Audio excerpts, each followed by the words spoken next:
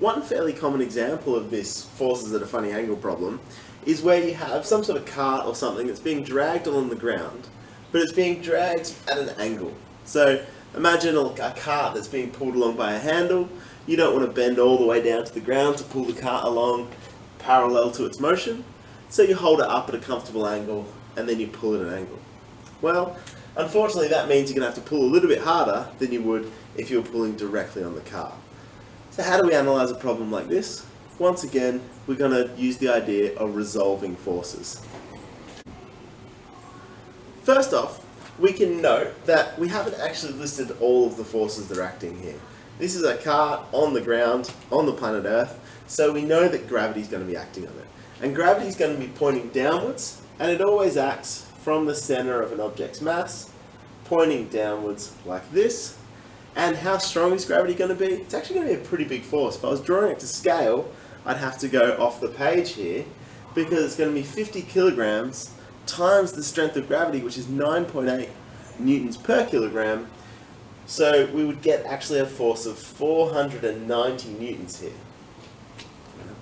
There's also going to be another force, which is that the wheels here are in contact with the ground, so there's going to be a normal force pushing upwards, back on the cart, pushing upwards. Now, I don't actually know how big that normal force is, and it's got to turn out we don't need to know. Now, if we want to work it out, we can, but it turns out it's not going to come into this problem. Because remember, ultimately, what we want to do is find the acceleration of this cart, and if we can use a bit of common sense, we can see that, well, if the cart's on the ground here, its acceleration is going to be to the left and to the right. Right? In this case, to the right, it's being pulled along by that rope. Now, don't be afraid, just because it's a mathsy kind of process, don't be afraid to use your common sense and say, wait a minute, it's moving to the right, I know that. Now, if it's moving to the right, then a force that points up and down isn't actually going to affect it. We know, in fact, that this normal force, I don't know what the value is, but I know it's going to do the job of keeping the cart just on the ground here, not jumping off the ground, not burrowing into the ground. So I can actually pretty much ignore this normal force, and for that matter, the gravitational force. And we can just focus on this 120 Newton force, which is the only one which has any component which is pulling us to the right in the direction we know we're going to move. So how much does it pull us to the right? For that, we're going to use this idea of resolving components. So this force, which points up at 40 degrees and has a strength of 120 newtons, can be thought of as a rightward force of some unknown magnitude and an upward force of some unknown magnitude. How do we find out what those magnitudes are? Trigonometry. We have a 120 Newton hypotenuse, we have a 40-degree angle, we can use cos for the adjacent and sine for the opposite. Let's do that.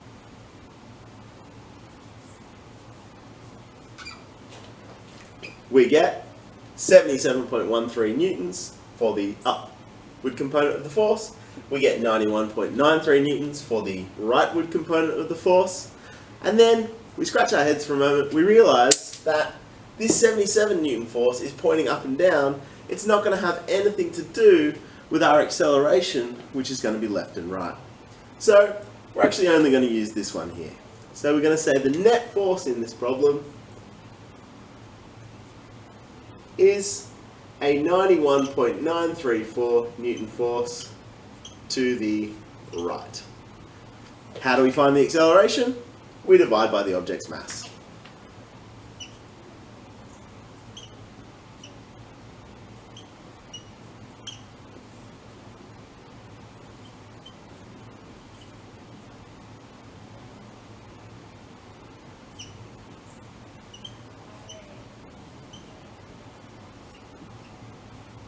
We get an acceleration of 1.82 meters per second squared to the right.